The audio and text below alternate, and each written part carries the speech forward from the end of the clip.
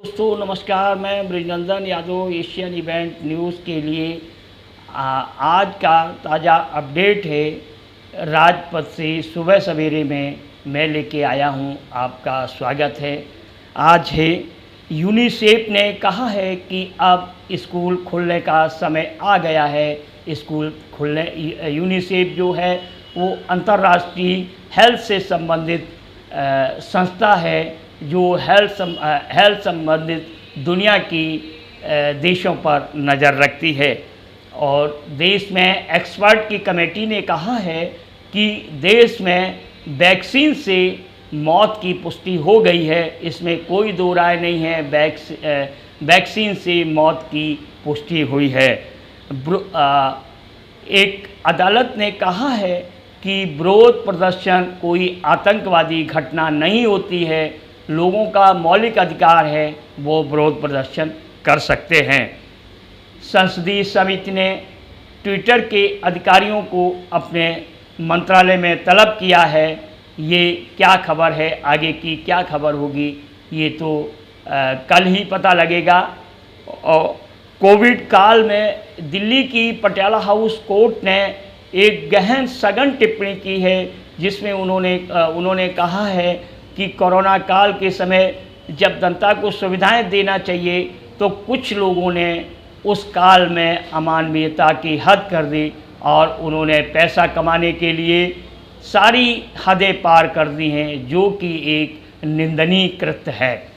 अब चलते हैं एनसीआर की तरफ। एनसीआर में सरकारी स्कूलों में जो एडमिशन होंगे वो बिना दस्तावेज के नहीं हो सकेंगे। ईडब्ल्यूएस कोटे से दस्तावेज होना ज़रूरी होगा। राजधानी में जल संकट को लेके एक बार फिर सीएम और लेफ्टिनेंट गवर्नर आमने सामने हैं। लेफ्टिनेंट गवर्नर जब से राष्ट्रीय राजधानी शासन क्षेत्र अधिनियम लागू हुआ है तब से दिल्ली के लेफ्टिनेंट गवर्नर लाट साहब जिन्हें कहा जाता है वो सर्वाधिकार सुरक्षित हो गए हैं और बहुत पावरफुल हो गए हैं। उन्होंने जल संकट पर दिल्ली की कमान संभाल ली है। एडमिशन के 37,000 एडमिशन इस वर्ष ईडब्ल्यूएस कोटे में होंगे राजधानी के अंदर।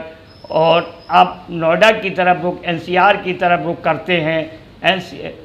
नवनिर्मित जेवर एयरपोर्ट के पास कनेक्ट लाइन के लिए दिल्ली मेट्रो कॉरपोरेशन उसको वहाँ तक सुविधाएं पहुँचाएगी।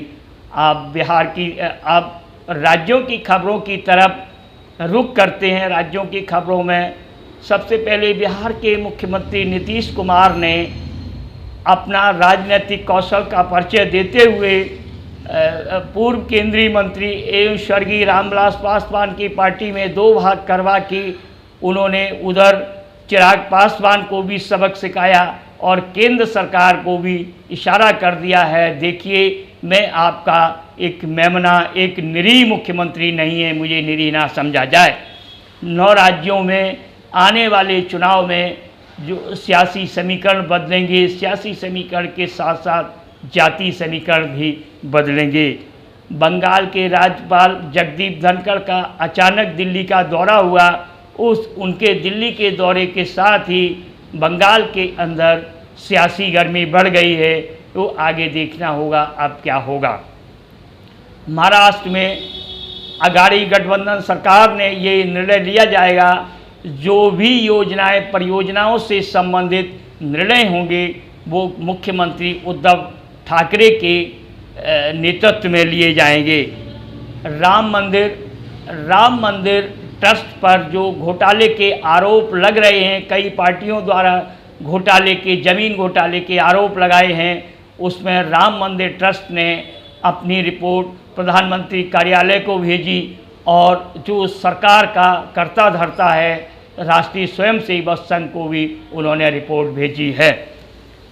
झारखंड से समाचार है कि मदर टेरेसा ट्रस्ट का अकाउंट ब्लॉक किया जाएगा। अब हम लोग फाइनेंस क्षेत्र की तरफ रुख करते हैं। फाइनेंस क्षेत्र में ये है कि अगर आपने 2 साल तक रिटर्न नहीं भरा तो आपसे 50 गुना TDS लिया जाएगा। ये इनकम टैक्स डिपार्टमेंट की तरफ से है। साथ महंगाई के मामले में महाराष्ट्र नंबर 1 है और उत्तर प्रदेश नंबर 2 पर आता है। और आयकर विभाग ने कहा है कि पीएफ के खातों में दी जाने वाली छूट अब समाप्त कर दी गई है। मैं Brijnandan Yadav, Asian event news के लिए राजपथ से सुबह सवेरे में। आशा है आपको ये डेली दिया जाने वाला प्रोग्राम पसंद आएगा।